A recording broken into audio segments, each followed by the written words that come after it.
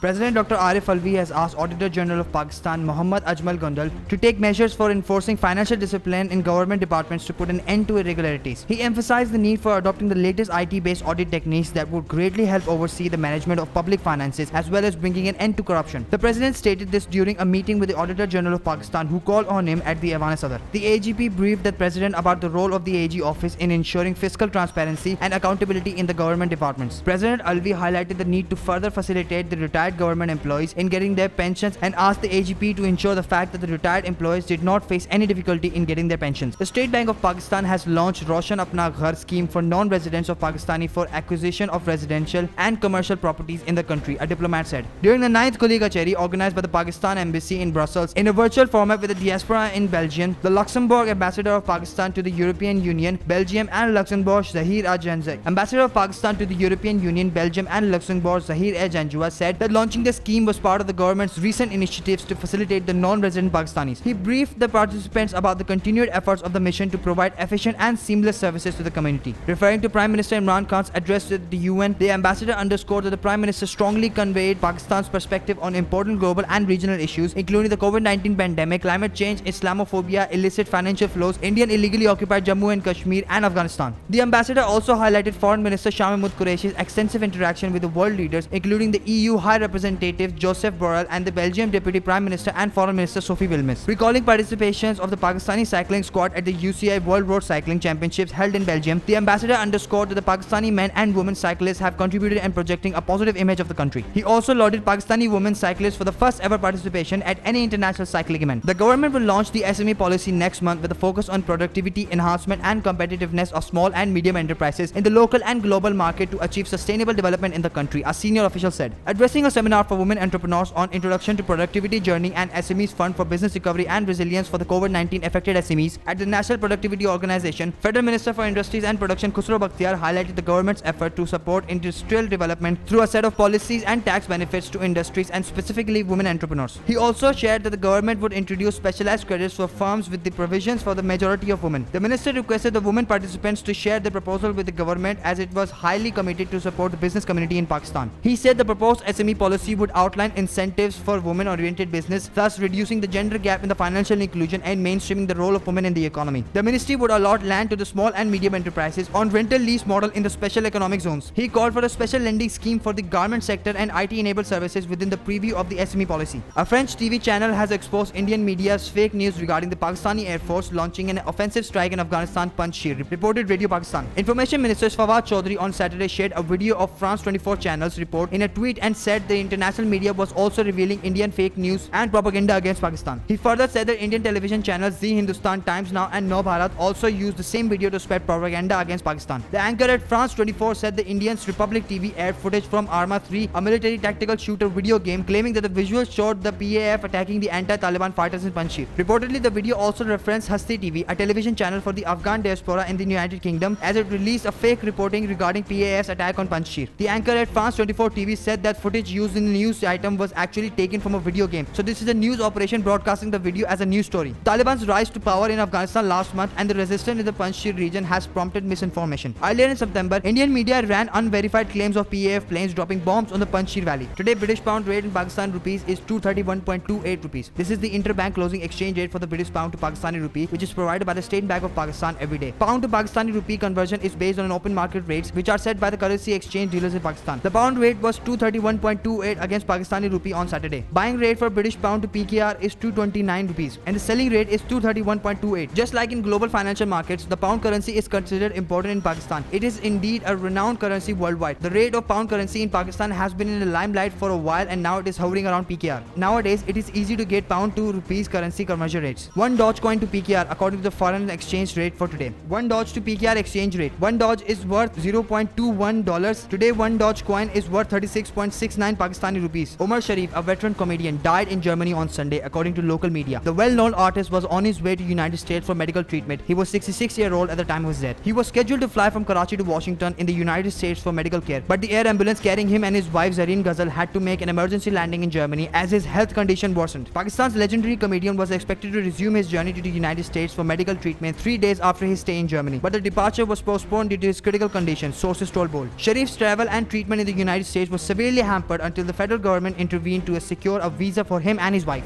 Meanwhile, Dr. Tariq Shahab, actress Reema Khan's cardiologist husband, offered to do the surgery in the United States, and the Sindh government cooperated with the air ambulance arrangements. Omar Sharif was admitted to a hospital in Nuremberg, Germany on Wednesday after his health deteriorated during his flight to the United States. Kareena Kapoor Khan and her girl group, which includes best friend Malaika Arora, have an amazing bond. The two stunning actors frequently express their affection for one another on social media, and netizens like it. When Kareena Kapoor and Malaika step out together, the fashion statement turned heads, and the two recently reminisced about an incredible incident from earlier this year when they wore hearts by twinning the same dress for a photo shoot. Malika shared a snapshot of herself and Kareena in similar tees on her Instagram account. Malaika was photographed in 2019 while filming an episode of Kareena's radio show What Women Want Season 1. In a throwback photo, Kareena and Malaika could be seen wearing white tees with the same caption, "The Ending Violence Against Women." Sharing the same photo, Malaika wrote, "We always twining girl, #throwback." To this, Kareena responded sweetly and celebrated their epic throwback moment. She wrote, "Twining and winning always." Sports Board Punjab Director General Adnan Arshad Aulaq has said that hockey is our national game and the SPP is ready to take every possible measure for its growth and revival. He said this while talking to Secretary Education South Punjab Dr. Ehtisham Anwar, who called on him here at National Hockey Stadium on Friday. Director Sports Hafiz Bhatti, head coach of National Hockey team Junaid, and other officials were also present on this occasion. During the meeting, Secretary Education South Punjab Dr. Ehtisham Anwar sought help from Sports Board Punjab to train hockey coaches to South Punjab. Director General Sports Punjab on this occasion assured Secretary Education South Punjab of his full support for the training of hockey coaches of South Punjab. He said qualified coaches in collaboration with Sports Board Punjab will impart modern training to 50 hockey coaches from top schools and colleges of South Punjab under the supervision of head coach of national hockey team, former Olympian Mohammad Junaid. A total of 18 national women players would feature in the 16-day training camp to prepare for the side for the ICC Women's World Cup qualifier to take place in Zimbabwe from November 21 to December 5. The camp would be held from October 5 to 20 at the Hanif Mohammed High Performance Center, National Stadium, Karachi, in a biosecure environment, said a press release issued here. During the camp, the players would work on their fitness, match practice, scenario-based practice, and match sessions, keeping in mind of the Zimbabwe event. To provide a challenging environment to the players, matches against under-19 boys team would also be held at the camp.